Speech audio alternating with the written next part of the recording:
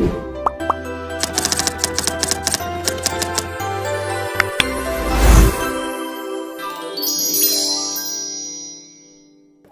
halo teman-teman. Ketemu lagi ya di acara kesayangan kita, Tantangan Hidup 4.0. Nah, berbicara tantangan hidup, pada hari ini sudah ada ibu-ibu, emak-emak yang sudah melewati tantangan hidup di era 4.0 ini. Siapa aja, kita kenalan dulu ya. Dengan yang paling ujung nih ya. Silakan Bu.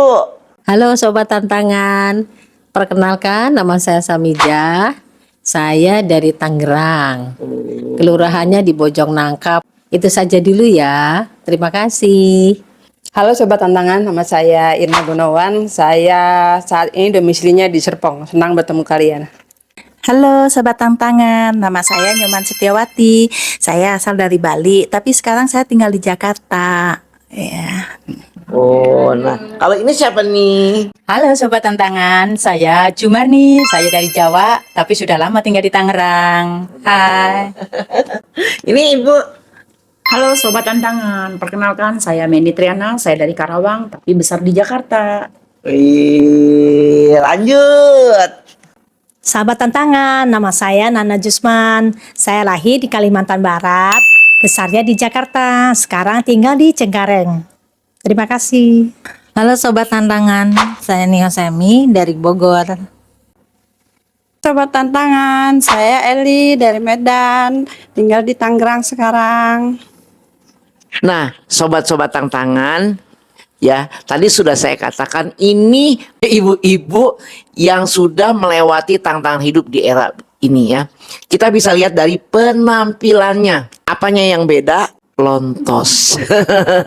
Nah, kenapa plontos? Nah, di dekat saya ini ada Ibu Jumarni ya. Dari foto tadi sebelum dipelontos rambutnya ikal loh.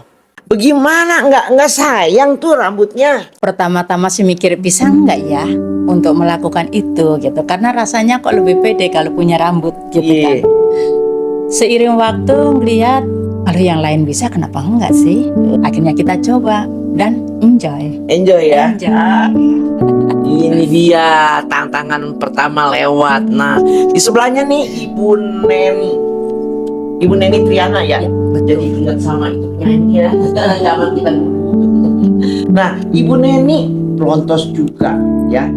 Di tantangan dilewati begitu berat. Kalau saya masih bilang berat nih ya. Masih aduh kayaknya kalau saya bisa apa enggak ya gitu ya. Itu anak-anak gimana anak-anak? Halo Sobat Tantangan, kemarin ketika program Pak Baja yang rambut saya tadinya bagus kata orang tetapi harus terpaksa dipelontos, itu saya lewati dengan enjoy karena berkat dukungan dari suami dan anak-anak untuk melakukan latihan Pak Baja demi mengembangkan batin menjadi lebih baik. Keren, suaminya juga enjoy loh. Bahkan kata suaminya gini, tahun depan ikut lagi ya biar dipelontos lagi. Ternyata lebih cantik katanya begitu ya. Oke. Nah, lanjut lagi ke Bu Samija ya. Nah, Ibu gimana Bu? Tiba-tiba pelontos begini. Ya. Tapi tambah cantik sih ya. Semua tuh tambah cantik loh bener. Kalau bagi saya rambut pelontos tidak menjadi masalah, karena ini merupakan satu latihan ya, dan ini juga tidak mengganggu dalam saya bermasyarakat atau dalam saya bekerja. Saya di klinik tidak menggunakan hair cap, kecuali kalau saya jalan saya menggunakan hair cap. Itu saja, terima kasih. Nah, kita lanjut aja ya. Ungkapkan dulu perasaan-perasaannya nih. Ya, silakan Ibu Irma. Kalau bagi saya sih memang ini satu tantangan sih sebenarnya. Karena namanya hidup kan perubahan ya. Jadi saya sebelumnya rambutnya panjang banget. Jadi pas harus dipendekin, oke aja sih ya. Karena saya butuh perubahan. Filosofinya mungkin melepas ya. Karena kebetulan saya waktu itu sebenarnya sebelum melakukan pelontos gini, rencananya mau saya donasiin rambutnya gitu kan. Cuma ada satu kegagalan teknis sehingga gagal. Sampai stylist saya tuh minta maaf berkali-kali gitu kan. Cuman saya bilang ya sudahlah, namanya mau didonasiin kan harus melepas. Mungkin belum jodohnya berbuat baik. Jadi ya udah, salah satu praktek melepas sih sebenarnya. Oke, Ibu Nana. Ibu Nana Jusman ya. Oke, silakan Bu. Di lingkungan saya tinggal selalu mereka bertanya, wah Nana rambutnya potong di mana? Saya bilang salon di Jembatan 5, jauh sekali. Terus mereka ingin seperti rambut seperti saya. Wah lama-lama timbullah kesombongan dalam diri saya. Wah pada puji saya, wah ini nggak boleh nih kesombongan saya ini.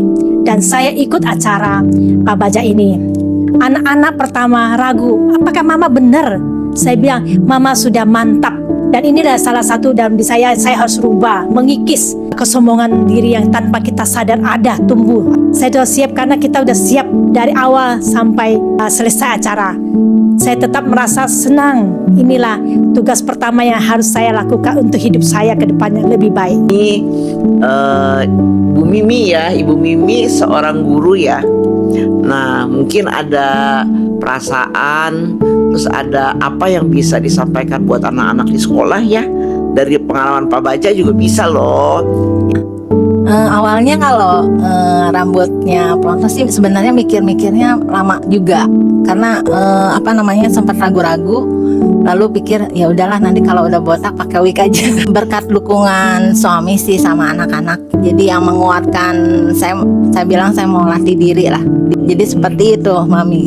Aduh, pakai wig bisa ya, pakai topi bisa, tapi pelontos gini juga nggak apa-apa sih ya, lebih keren malah, bangga kalau saya lihatnya ya. Tapi kita juga nggak lama tumbuh.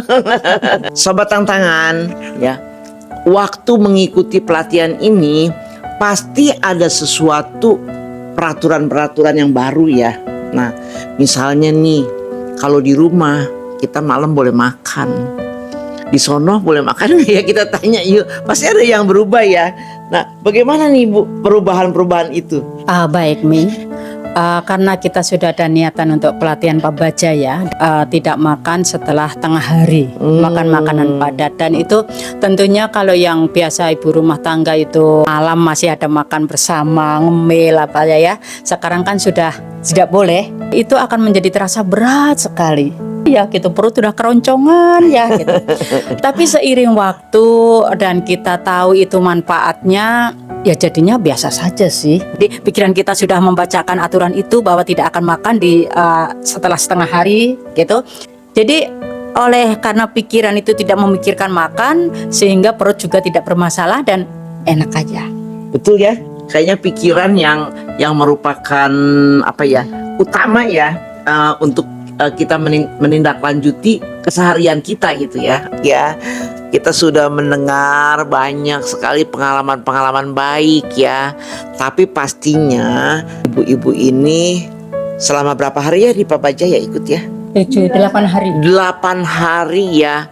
8 hari itu pasti belajar meditasi.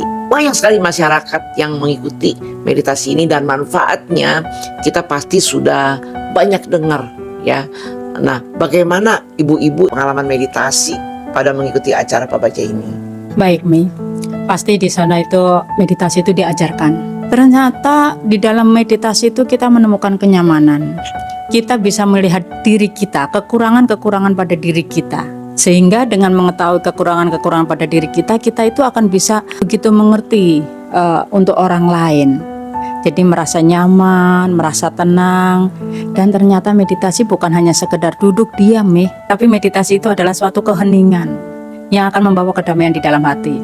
Dan menyadari saat ini, di sini, apa yang kita kerjakan. Jadi dengan begitu hidup kita akan penuh arti. Nah itu itu yang meditasi yang kita dapatkan dari pelatihan-pelatihan itu. Iya, keadaan yang ibu-ibu rasakan di sana ya, itu pasti ada apa yang kita bisa renungi dari nahannya lapar ya, nahannya kerinduan. Coba renungannya apa nih? Silakan Bu Irma. Oke, kalau saya waktu melakukan pendapatan pertama kali ya, jadi waktu itu pagi kan, saya ingat banget gitu kan, sambil berbaris antri gitu, saya tiba-tiba kayak merasa sedih gitu kan. Maksudnya sedih itu bukannya menyesal ikut Pak Baja, enggak sih. Oke, ya. Jadi pada saat itu saya ngelihat yang di depan saya itu dapat persembahan makanan. Dalam benak saya adalah saya harus merendahkan hati saya harus berjiwa besar menerima dana makanan ini gitu.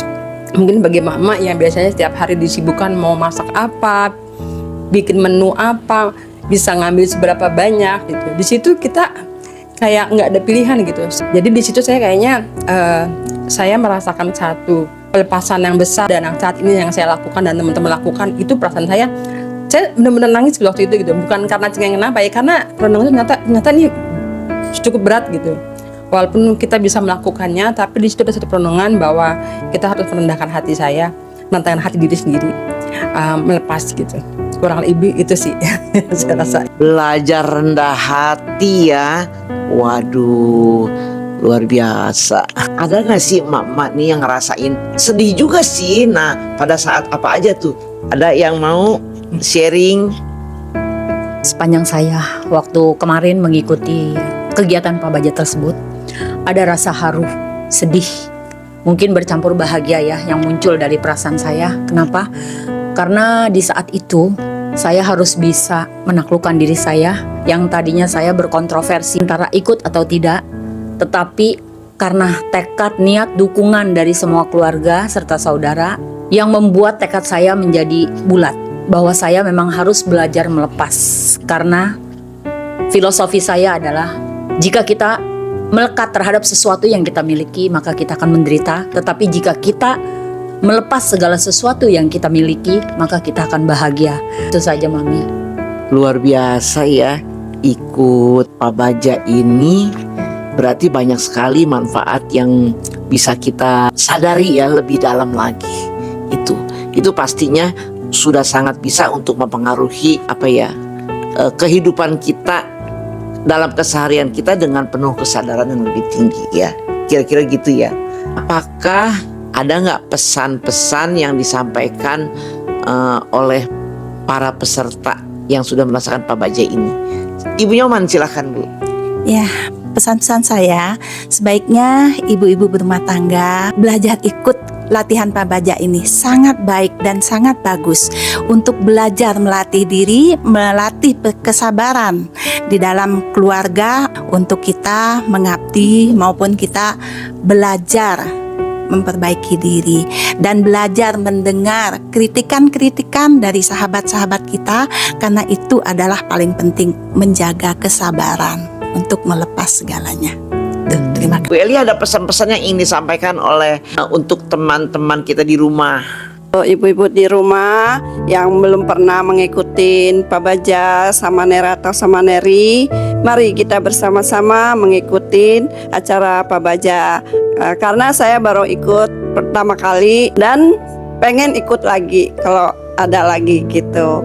Jadi apa yang bisa saya dapat mungkin banyak ya gitu, cuman untuk mengutarakan itu sulit, sangat sulit. Tapi saya sangat senang dan saya sangat terharu sekali pas didatengin, dikunjungin sama keluarga, anak-anak. Itu membuat saya sangat terharu banget. Ya, mungkin itu saja. Sobat Tantangan, terima kasih ya. Bertepatan dengan Hari Kartini ya, di bulan April ini, inilah Kartini kita yang hebat, bukan main. Kita tepuk tangan semuanya buat para Kartini ini ya. Oke, terima kasih atas kehadirannya di Tantangan Hidup. Terima kasih. Bahagia semua ya ibu-ibu. Amin.